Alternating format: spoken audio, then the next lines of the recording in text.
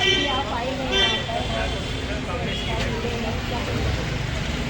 बड़ी मशक्क़त के बाद मुझे जो रेप विक्टिम है उससे मुलाकात करने दी है। और जब हम जैसे जो पब्लिक रिप्रेजेंटेटिव होते हैं, समाज में रहते हैं, हम लोगों को अगर इतना आज जो यहाँ पर बिल्कुल गश्त लगा रखी है, जितनी पाबंदियाँ लगा रखी हैं, अगर यही पाबंदियाँ सड़क पे होती 30 तारीख को, तो पुलिस प्रशासन इतना मुस्तैद होता तो इस घटना को करने की हिम्मत नहीं होती, अंजाम देने की हिम्मत नहीं होती। और बहुत दुखद है। देखिए, मेरा मन टूट गया उस बच्चे के आंसू देखकर। बहुत दर्द में है, बहुत तकलीफ़ में है। मैं इस वक्त उसको मिलने के बाद कुछ ज़्यादा बोलने की स्थिति में नहीं हूँ। मगर सबसे बड़े दुख की बात है कि आज हम लोग यहाँ पर हैं, आप सब लोग यहाँ पर हैं, लेकिन जिन लोगों की जवाबदेही बनती है, जो सरकार में बैठे लोग हैं, वो खामोश हैं। पुलिस पीड़िता से किसी को मुलाकात नहीं करने दे रही है। ये उसके घावों पर और नमक छिड़कना है, उसकी तकलीफ़ को और बढ़ाना है और परेशान ज़्यादा करना है उन लोगों को जो उसकी मदद करने के लिए आना चाहते हैं, लेकिन बड़ी मशक्क़त के बाद हमें मुलाकात करने दी गई है। तो मैं समझ सकती हूँ क्या माहौल है। एसएचओ कोतवाली यहाँ पर है अपनी टीम के साथ। जो जिम्मेदारी उन्हें इस हादसे से पहले निभानी चाहिए थी, वो आप देखिए यहाँ पर हॉस्पिटल में अंदर खड़े होकर वो अपना फ़र्ज़ अब अदा कर रहे हैं। कौन सा फ़र्ज़ अदा कर रहे हैं? सरकार के नुमाइंदे बनकर, वो अब हम अभी फ़िलहाल नहीं समझ पा रहे। दिल्ली एनसीआर जैसे क्षेत्र में फरीदाबाद को स्मार्ट सिटी कहा जाता है, उसके बावजूद इस तरह की घटना का हो जाना, क्या कहेंगे? सुरक्षा व्यवस्था पर क्या कहेंगे? देखिए, 30 तारीख की रात ने पूरी तरीके से हरियाणा सरकार और फरीदाबाद के पुलिस प्रशासन की वुमेन सेफ्टी की धज्जियां उड़ा के रख दी हैं। और यहाँ पर सबसे बड़ी बात है, कानून व्यवस्था बिल्कुल चरमरा गई है। यहाँ पर अब मैजिस्ट्रेट आए हैं स्टेटमेंट रिकॉर्ड करवाने आए हैं, बिल्कुल पुलिस के प्रोसीजर हो रहे हैं। और सबसे बड़ी बात है कि विक्टिम को इंसाफ मिलेगा या नहीं मिलेगा, ये समय बताएगा।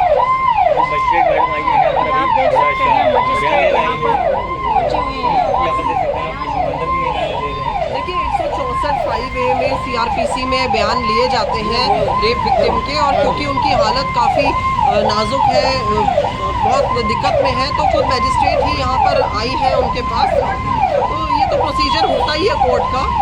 तो आज देखिए, न्याय व्यवस्था पर पूरा सवाल उठ रहा है। बिल्कुल यहाँ पर जो है क्राइम कैपिटल बन चुका है फरीदाबाद।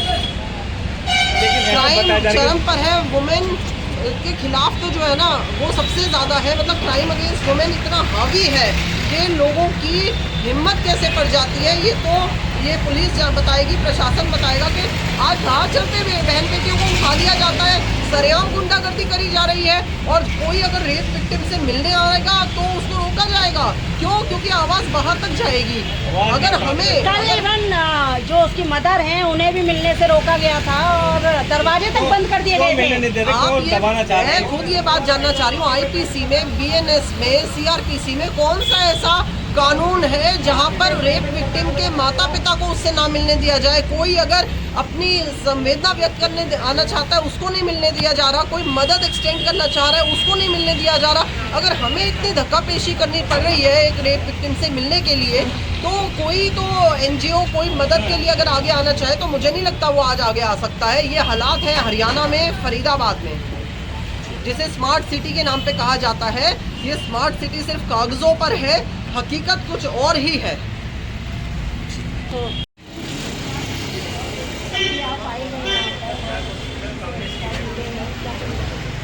देखिए, बड़ी मशक्क़त के बाद मुझे जो रेप विक्टिम है उससे मुलाकात करने दी है। और जब हम जैसे जो पब्लिक रिप्रेजेंटेटिव होते हैं, समाज में रहते हैं, हम लोगों को अगर इतना आज जो यहाँ पर बिल्कुल गश्त लगा रखी है, जितनी पाबंदियाँ लगा रखी हैं, अगर यही पाबंदियाँ सड़क पे होती 30 तारीख को, तो पुलिस प्रशासन इतना मुस्तैद होता तो इस घटना को करने की हिम्मत नहीं होती, अंजाम देने की हिम्मत नहीं होती। और बहुत दुखद है। देखिए, मेरा मन टूट गया उस बच्चे के आंसू देखकर। बहुत दर्द में है, बहुत तकलीफ़ में है। मैं इस वक्त उसको मिलने के बाद कुछ ज़्यादा बोलने की स्थिति में नहीं हूँ। लेकिन सबसे बड़े दुख की बात है कि आज हम लोग यहाँ पर हैं, आप सब लोग यहाँ पर हैं, लेकिन जिन लोगों की जवाबदेही बनती है, जो सरकार में बैठे लोग हैं, वो खामोश हैं।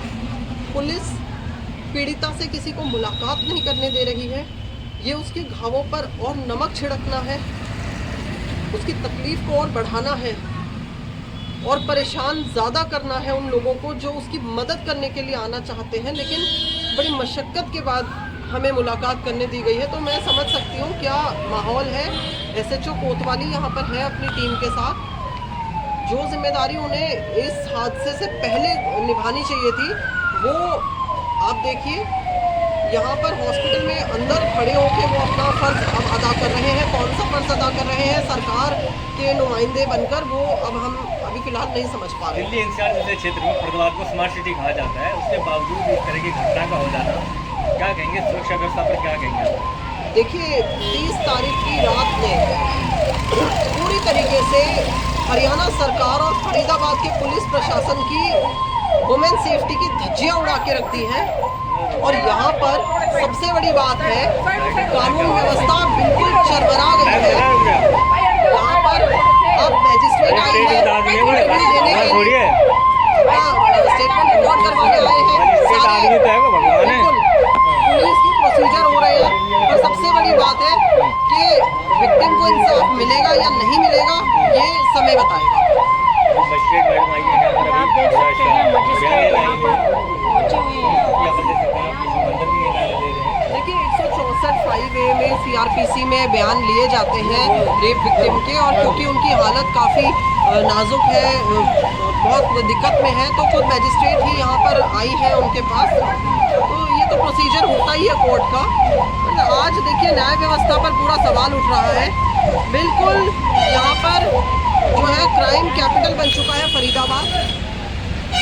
क्राइम चरम पर है। वुमेन के खिलाफ तो जो है ना वो सबसे ज़्यादा है, मतलब क्राइम अगेंस्ट वुमेन इतना हावी है कि लोगों की हिम्मत कैसे पड़ जाती है, ये पुलिस बताएगी, प्रशासन बताएगा कि आज राह चलते हुए बहन बेटियों को उठा लिया जाता है, सरेआम गुंडागर्दी करी जा रही है, और कोई अगर रेप विक्टिम से मिलने आएगा तो उसको रोका जाएगा। क्यों? क्योंकि आवाज़ बाहर तक जाएगी। अगर हमें कल इवन जो उसकी मदर हैं उन्हें भी मिलने से रोका गया था और दरवाजे तक बंद कर दिए गए थे। मैं खुद ये बात जानना चाह रही हूँ, IPC में, BNS में, CRPC में कौन सा ऐसा कानून है जहाँ पर रेप विक्टिम के माता पिता को उससे ना मिलने दिया जाए? कोई अगर अपनी संवेदना व्यक्त करने आना चाहता है उसको नहीं मिलने दिया जा रहा, कोई मदद एक्सटेंड करना चाह रहा है उसको नहीं मिलने दिया जा रहा।